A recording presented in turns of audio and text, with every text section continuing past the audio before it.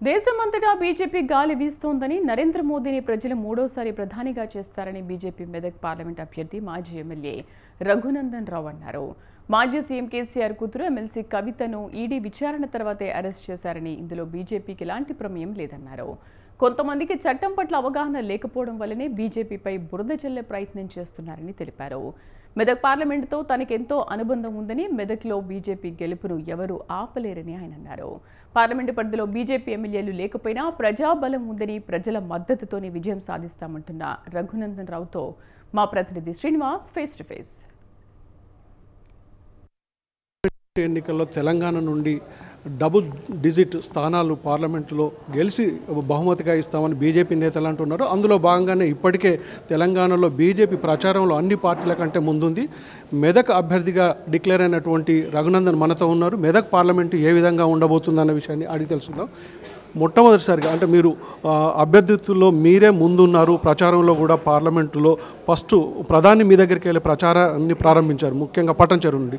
ఏ విధంగా ఉండబోతుంది రేపు మెదక్ పార్లమెంట్? 100% మెదక్ పార్లమెంటు మాకు పాజిటివ్ ఉంది. మెదక్ పార్లమెంటు గెలిచేది భారతీయ జనతా పార్టీ. 1999 తర్వాత చాలా గ్యాప్ వచ్చింది. మా మెదక్ ప్రజలు బాధపడుతూ ఉన్నారు. గత 10 సంవత్సరాలుగా నరేంద్ర రెడ్డి పాలనలో మా ఎంపీ ఉంటే మా మెదక్ ఇంకొంచెం అభివృద్ధి చెందేది. ఆ 2 సార్లు వేయలేకపోయినా ఈసారి ఖచ్చితంగా మెదక్ నుంచి బీజేపీని గెలిపించాలనేటువంటి ఆలోచనతో మెదక్ నియోజకవర్గ ఓటర్లు ఉన్నారు. ముఖ్యంగా మీ పార్లమెంటు పరిధిలో కేసీఆర్ కావచ్చు, హరీష్ రావు లాంటి వ్యక్తులు అంటే నాయకులు వాళ్ళు ఉన్నారు. వాళ్ళ అసెంబ్లీ సెగ్మెంట్లో మీకు ఏ విధమైనటువంటి ఓటింగ్ శాతం జరగబోయే అవకాశం? ఇప్పుడు వాళ్ళు ఉన్నప్పుడే కదన్నా వాళ్ళ పార్టీని ప్రజలు ఓడగొట్టింది. వాళ్ళు ఉన్నప్పుడే కదన్నా, కేసీఆర్ ముఖ్యమంత్రి ఉన్నప్పుడే, హరీష్ రావు మంత్రి ఉన్నప్పుడే కదన్నా ఈ రఘునందన్ దుబ్బాకెళ్ళి గెలిచి వచ్చింది. కాబట్టి వాళ్ళు అధికారంలో ఉన్నప్పుడే గెలిచిన, వాళ్ళు ఓడిపోయినాక గెలిచడం ఏముంటుందన్న, అది పెద్ద ఇష్యూయే కాదు. ముఖ్యంగా అంటే కవిత అరెస్టుని ఏ విధంగా చూస్తున్నారు? కేవలం పార్లమెంటు ఎన్నికల ముందే బీజేపీ ఉద్దేశపూర్వకంగా అరెస్టు చేసింది అనేటువంటి వినిపిస్తాం. ఇది రాజకీయ పరంగా అవగాహన లేని వాళ్ళు, చట్టాల గురించి తెలియని వాళ్ళు, ఏదో ఒకటి ప్లేట్ బ్రేకింగ్లకి స్లేట్ బ్రేకింగ్లకి మాట్లాడేటోళ్ళు మాట్లాడతారు. విషయం సుప్రీంకోర్టులో పెండింగ్ ఉంది. ఎందుకంటే ఒక వకీలుగా నేను మాట్లాడలేదు. ముఖ్యంగా అంటే పార్లమెంటులో ముఖ్యంగా తెలంగాణ నుండి ఎన్ని స్థానాలు గెలిచే అవకాశం ఉందనుకుంటున్నాను? 17కు 17 స్థానాలు గెలుస్తాం.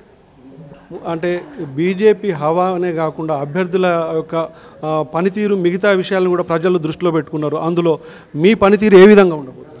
ఇప్పుడు మెదక్ పార్లమెంట్ నియోజకవర్గం మీద, మెదక్ జిల్లా మీద రఘునందన్ రావుకున్నంత అవగాహన ఎవరికి లేదు. ఇందాక మీరు అడిగిన 2 పేర్లకు ఎంత అవగాహన ఉందో జిల్లా మీద, అంతకంటే నాకు ఒక అక్షరం ఎక్కువనే అవగాహన ఉంటుంది. కాబట్టి మెదక్ పార్లమెంట్ నుంచి ఖచ్చితంగా నేనే గెలుస్తాననేటువంటి విశ్వాసం నాకు ఉంది. మొత్తంగా మెదక్తో తనకు అనుబంధం ఉంది. ఆ మెదక్ ప్రజలను తను ఆదరిస్తారు. రానున్న పార్లమెంటు ఎన్నికల్లో తప్పకుండా బీజేపీ విజయం సాధిస్తుందని రఘునందన్ చెప్తున్నాడు. కెమెరా పర్సన్ శ్రీనివాస్తో శ్రీనివాస్, స్వతంత్ర టీవీ, హైదరాబాద్.